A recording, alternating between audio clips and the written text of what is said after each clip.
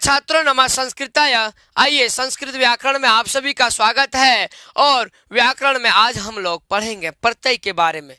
प्रत्यय के बारे में जानेंगे कि जो तव्यत प्रत्यय है और जो अन्यर प्रत्यय है जिसका हम प्रयोग करते हैं वह क्या है, कैसे प्रयोग करें। तो आइए आज हम लोग प्रत्यय का प्रयोग करना जाने। ठीक है, तो देखिए सबसे पहले देखिए क्या लिखा है, तव्यत और अन्यर। तो तव्यत में तव्य शेष होता है। तव्यत में क्या शेष, तव्य। और अन्यर में अनीय। तव्यत में तव्य बचेगा और अन्यर में अनीय बचेगा। समझ रहे हो, यही से समझो। तव्यत में क्या लिख दिया है ब्रैकेट में, तव्य, और अन्यर में अनीय। आगे देखिए क्या लिखा है, बहुत ही अच्छी बात है।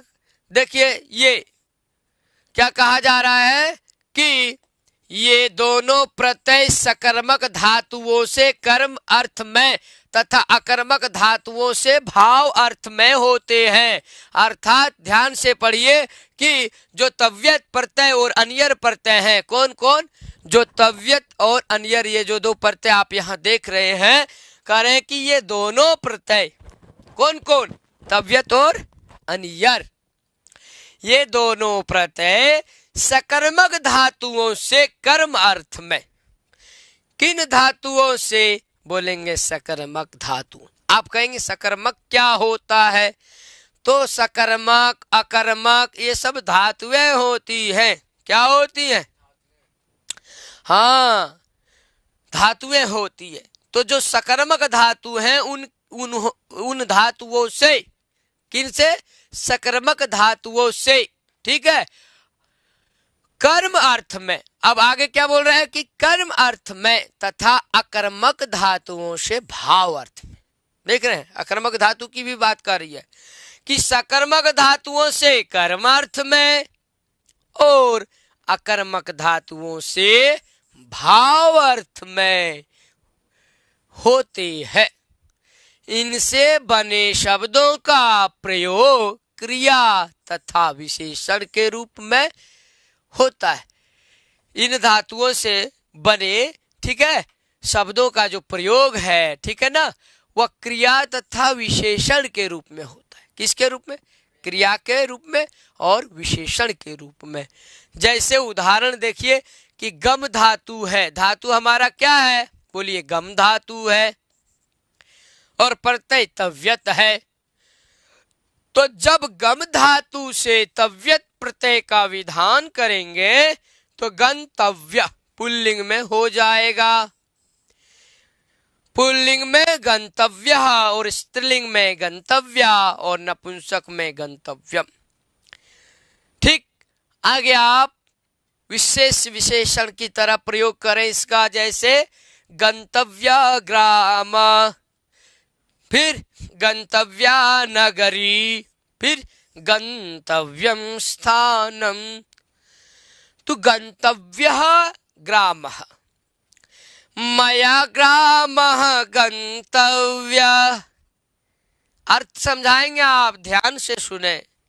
मया ग्रामः गंतव्यः, मया नगरी गंतव्या, मया स्थानम गंतव्यम। या यूं कहें कि मया गंतव्य ग्राम हो, मया गंतव्या नगरी, मया गंतव्यम स्थानम। यहाँ हमेशा कर्ता का प्रयोग करेंगे तृतीया विभक्ति में। जैसे मया गंतव्य ग्राम, मुझे गांव जाना चाहिए। कहाँ, गांव। तो आप बोल दें मया ग्राम गंतव्य। ठीक, मया गंतव्या नगरी। और वही जब कोई बालिका है तो वह बालिका कहेगी, वह, आप पुल्लिंग में भी है तो भी, क्योंकि आगे नगरी है, आगे क्या है, नगरी। और जो नगरी है वह स्त्रीलिंग शब्द है। तो नगरी है, तो जैसे नगरी, तो उसी तरह गंतव्या। तो यहाँ कुत्र गंतव्या, तो नगरी गंतव्या। मया नगरी गंतव्या, मुझे नगरी जाना चाहिए। ठीक, उसी तरह मया गंतव्यम स्थानम, स्थान पे मुझे जाना चाहिए। तो वहां आप जो है तव्यत प्रत्यय का प्रयोग करेंगे। ठीक, आगे देखते हैं उदाहरण के लिए कुछ और। जैसे अन्य उदाहरण देखिए, पठ धातु से त्वा करेंगे तो पठित्वा बन जाएगा। जैसे तव्यत प्रत्यय आप देख लिए, यह तव्यत का प्रयोग हुआ, उसी तरह अन्यर का भी होता है। मया ग्रामः गमनीयः, जब गम धातु से आप अन्यर का प्रयोग करेंगे तो वहां गमनीय होगा। क्या हो जाएगा? गमनीय। ऐसे मया ग्रामः गमनीयः, क्या बोलेंगे? मया ग्रामः गमनीय, मुझे गांव जाना चाहिए। और मया नगरी गमनीया, मया नगरी गमनीया। यहां आप देख रहे हैं गमनीय गमनीया, क्यों? नगरी स्त्रीलिंग में, इसलिए क्या होगा? गमनीया। नगरी गमनीया, ग्रामः गमनीय, ग्राम पुल्लिंग में इसलिए गमनीय, नगरी स्त्रीलिंग में गमनीया। और मया मया स्थानम, मया स्थानम गमनीयम, क्या लिखेंगे? मया स्थानम गमनीयम। आगे गमनीयम का आप प्रयोग करेंगे। ठीक, क्योंकि नपुंसक में स्थानम, स्थाने स्थानानि, तो गमनीयम क्या हो जाएगा? गमनीयम। मया स्थानम गमनीयम। तो इस तरह से आप अन्यर का भी प्रयोग करेंगे। आइए कुछ त्वा का प्रयोग आप देखिए। जैसे पट धातु से जब आप त्वा का प्रयोग करेंगे तो पठित्वा बनेगा। क्या बन जाएगा? पठित्वा। उसी तरह पा धातु से त्वा प्रत्यय का प्रयोग करने पे पीत्वा, पठित्वा मतलब पढ़ करके, और पीत्वा मतलब पी करके। ठीक, कृ धातु से त्वा प्रत्यय करने पे कृत्वा, करके। दृश्य धातु से त्वा करने पे दृष्ट्वा, देख करके। रामायणम दृष्ट्वा, रामायण देख करके। रामायणम दृष्ट्वा मोमुद्यते मे मनः, रामायण देख करके मेरा मन प्रसन्न हो जाता है। तो दृष्ट्वा अर्थात देख करके, पीत्वा अर्थात पी करके। जलम पीत्वा अहम संतुष्टः भवामि, जल पी करके मैं संतुष्ट होता हूं। ठीक, तो आप इस प्रकार से त्वा प्रत्यय का भी अर्थ समझ गए। ठीक है, तो पठित्वा, लिखित्वा, हसित्वा, गायित्वा, उक्त्वा, इस प्रकार त्वा का प्रयोग होता है। और जब आप त्वा का प्रयोग करेंगे तो साथ ही साथ आप एक एक वाक्य भी बनाएंगे। जैसे बालकः, क्या लिखेंगे? बालकः। फिर विद्यालयम, बालकः विद्यालयम, वह विद्यालय। फिर पुस्तकम,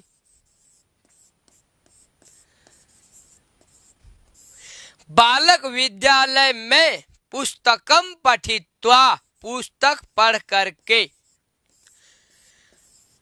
इनका प्रयोग भी करना है तो आप प्रत्यय को जान करके आपको उनका वाक्य में प्रयोग करना है। जैसे बालकः विद्यालये पुस्तकम पठित्वा प्रसन्नः भवति, प्रसन्नः भवति। ठीक, तो बालकः पठित्वा। उसी तरह आगे आप लिखेंगे छात्रः, ये देखिए पा धातु का प्रयोग करेंगे। छात्रः जलम पीत्वा, ठीक है, पीत्वा, पी में दीर्घ इकार रहेगा, इसलिए बोलेंगे पीत्वा संतुष्टः भवति, संतुष्टः भवति।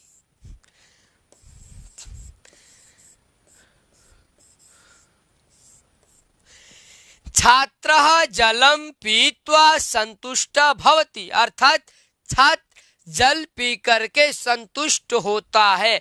तो ये देखिए पा धातु से जब त्वा प्रत्यय का प्रयोग होता है तो करके अर्थ में आता है, जैसे पीत्वा पी करके, ठीक उसी तरह है दृश्य धातु से त्वा प्रत्यय का प्रयोग हुआ है दृष्टवा, तो दृष्टवा कहने का अर्थ है देख करके, क्या देख करके। अब देखिए वाक्य लिखिए,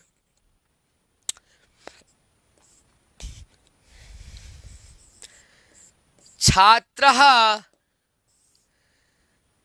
चलचित्रम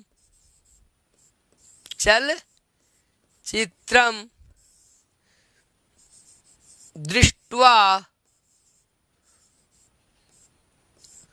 छात्र चलचित्र देख करके, फिल्म देख करके, सिनेमा देख करके प्रसन्न होता है, तो प्रसन्नः भवति, प्रसन्नः भवति, ठीक ये हो गया। तो ये देखिए दृश्य धातु का प्रयोग करके हमने एक वाक्य लिखा। आप समझ गए होंगे कि जब त्वा प्रत्यय का प्रयोग होगा तो वहां करके इस अर्थ में लेंगे। दृश्य धातु से जब त्वा का प्रयोग हुआ तो दृष्टवा अर्थात देख करके, उसी तरह श्रु धातु से त्वा का प्रयोग होगा तो श्रुत्वा मतलब सुन करके, जैसे श्लोकम श्रुत्वा अहम प्रसन्नः भवामि, श्लोक सुन करके मैं प्रसन्न होता हूं। वा सरस्वती वंदनाम कृत्वा, कृ धातु से जब त्वा प्रत्यय का प्रयोग करेंगे तो वो हो जाएगा कृत्वा।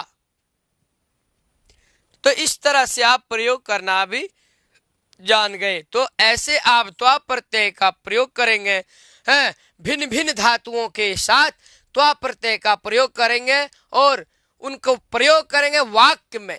किसमें? तो वाक्य में, वाक्य बनाएंगे। जैसे सह अजाम नीत्वा गृहम गच्छति, वह बकरी को ले जा करके, स अजाम नीत्वा, या देखें यहां फिर से सह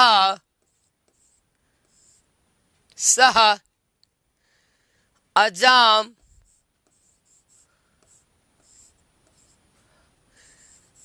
नीत्वा,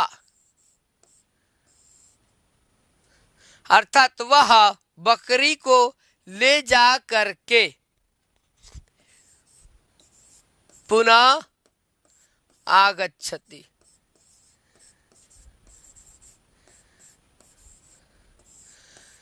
फिर आता है, ठीक। तो इस तरह आप वाक्य बनाएंगे। ये आपका हो गया त्वा प्रत्यय का उदाहरण। आगे हम इसी तरह फिर पढ़ेंगे, देख लेते हैं। हाँ, तव्यत, तव्यत का उदाहरण देखेंगे। इसी में देख लेते हैं, जैसे पठ धातु से तव्यत का पठितव्यम, नि धातु से तव्यत का नेतव्यम, भुज धातु से तव्यत का प्रयोग करने से भोक्तव्यम, दा धातु से दातव्यम, क्रि धातु से तव्यत का प्रयोग करने पे कर्तव्यम, और भू धातु से तव्यत का प्रयोग करने पे क्या हो जाएगा? भवितव्यम। भवितव्यम द्वाराणि सर्वत्र, इस तरह से एक श्लोक है। भवितव्यानां द्वाराणि सर्वत्र, ऐसा है। आगे देखिए अनियर प्रत्यय का उदाहरण, जैसे कि गम धातु से जब हम अनियर प्रत्यय का प्रयोग करेंगे तो गमनीयम, पुल्लिंग में गमनीय, स्त्रीलिंग में गमनीया और नपुंसक में गमनीयम। विशेषण रूप में जो मैं पहले आपको बताया वही देखिए, गमनीयः ग्रामः, गमनीया नगरी और गमनीयम वनम, ठीक। यदि पुल्लिंग है तो पुल्लिंगवत। बाद में देखिए जैसे यहाँ ग्राम है तो गमनीय, नगरी है तो गमनीया, और वनम है तो गमनीयम।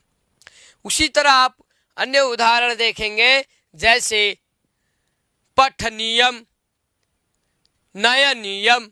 देखिए कुछ धातु है जैसे पठ धातु, नी धातु, भुज धातु, दा और क्री। पठ धातु से जब अन्यर का प्रयोग करेंगे तो वहां क्या बन जाएगा, पठनीयम। नी धातु से नयनीयम, भुज धातु से भोजनीयम, दानीयम, करणीयम। ठीक है। मनसा सततम करणीयम, वचसा सततम वदनीयम, लोकहितम मम करणीयम। यहाँ हर जगह अनियर प्रत्यय का प्रयोग हुआ है, हर जगह अनियर का। मनसा सततम करणीय, वचसा सततम वदनीय। वाणी से हमेशा बोलते रहे, वचसा सततम वदनीयम, लोकहितम मम करणीयम, लोकहितम मम करणीयम। तो करणीयम में क्या है, अनियर प्रत्यय। ठीक। आगे इसी तरह त प्रत्यय है। कौन सा प्रत्यय है, त प्रत्यय। ठीक है। तो त प्रत्यय का भी हम जो है प्रयोग कर लेते हैं। त प्रत्यय में क्या बचता है, तो ये देखिए, इस प्रत्यय का प्रयोग भूतकाल के अर्थ में किया जाता है। किसके अर्थ में, भूतकाल के अर्थ में। देखिए लिखा है कि त अर्थात इस प्रत्यय का प्रयोग भूतकाल के अर्थ में किया जाता है। इस प्रत्यय से बने शब्दों का प्रयोग क्रिया तथा विशेषण के रूप में होता है। मतलब इस प्रत्यय से, ठीक है, जो भी शब्द बनेंगे तो उन शब्दों का जो प्रयोग होगा वह क्रिया और विशेषण के रूप में। जैसे पट धातु से त प्रत्यय का तो बन जाएगा पठितम। विशेषण रूप में पुल्लिंग में पठितः, ग्रंथः, पठिता, पत्रिका, पठितम, पुस्तकम। तो पुल्लिंग में क्या होगा, पठितः ग्रंथः। स्त्रीलिंग में पठिता पत्रिका, और नपुंसक में पठितम पुस्तकम। जैसे और उदाहरण देखिए, हस धातु से जब आप त प्रत्यय का प्रयोग करेंगे तो हसितम। गम धातु से गतम। नी धातु से त प्रत्यय का प्रयोग करने पे नीतम। भुज धातु से त प्रत्यय के प्रयोग से भुक्तम। उसी तरह दत्तम, दा धातु से दत्तम, क्री धातु से कृतम। तो इस तरह से जो है ये प्रयोग होंगे, और इसका वाक्य में भी आप प्रयोग करें। जैसे मया रामायणम पठितम, मया ग्रंथः पठितः, मया श्लोकः स्मृतः। ठीक। और स्त्रीलिंग में मया गीता पठिता, मया सुगीता पठिता। और उदाहरण देखिए, जैसे मया कादंबरी पठिता। ठीक है। तो ये स्त्रीलिंग में पठिता का हम प्रयोग करेंगे। जैसे स्त्रीलिंग में जैसे कादंबरी तो पठिता, गीता पठिता।